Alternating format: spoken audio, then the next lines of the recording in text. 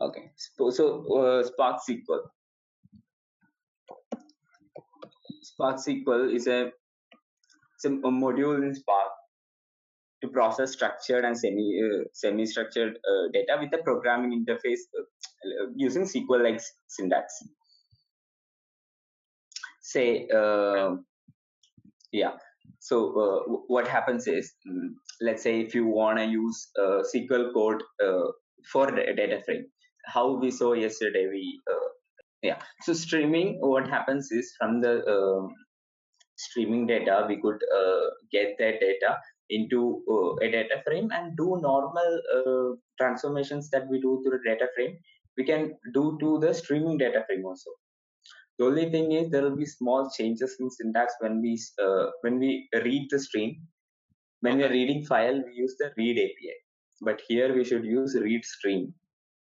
When we write, we use write API. Here we should use write stream.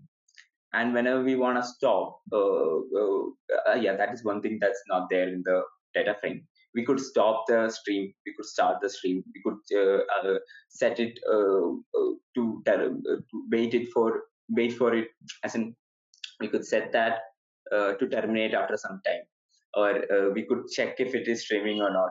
So all of that is coming in later session. You don't have to worry. Next is the overview of Spark job.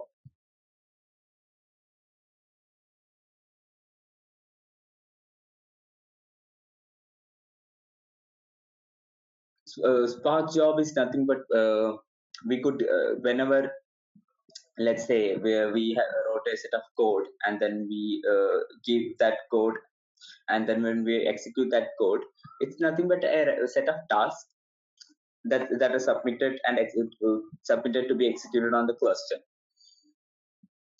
So that is the whole thing with Spark job. So we have job, we have task, and then we have stages. So this is the level of jobs. So say when we give this any code to for the database to execute, the whole code will be called as job, and that job will further be divided into tasks and stages. Okay. Yeah, and each of these stage will be taken up by here we have cores, right? Each core will take up one stage and then execute and then give us the output.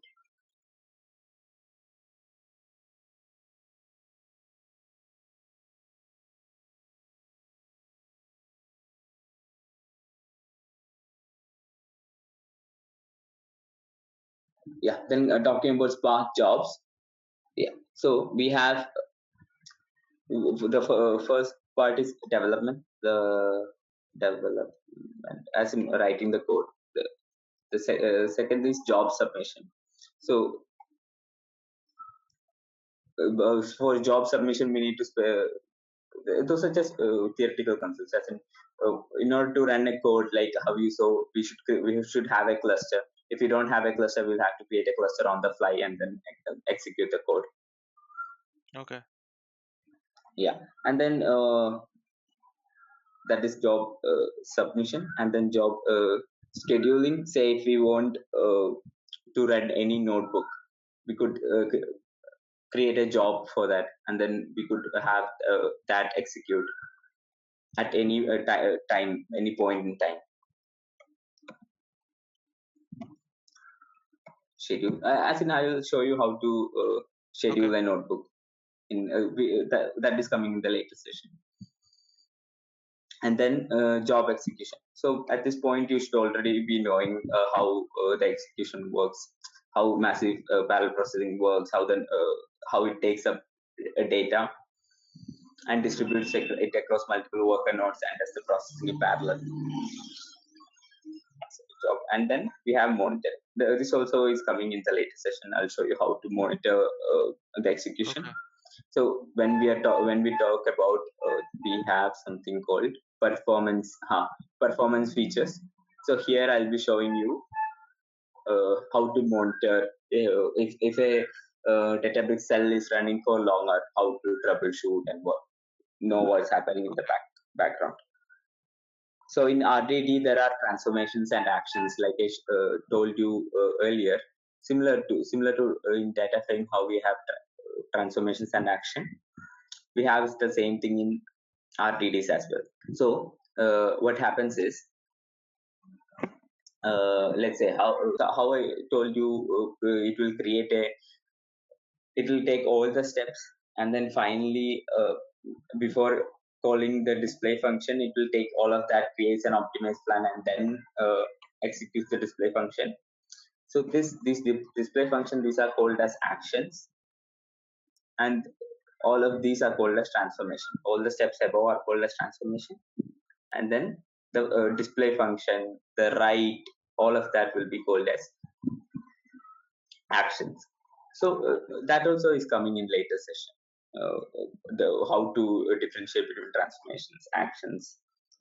So the important thing to remember is it's a distributed system. We have a cluster manager, driver, worker. So cluster manager is for managing all of this. Driver divides the entire computational code into and gives into worker node. Worker node takes up this task, does and divides it into stages, gives it into each core. The core processes it, gives it back to the executor. The executor gives it back to worker node. Worker node gives it back to driver node, and driver node gives us the output.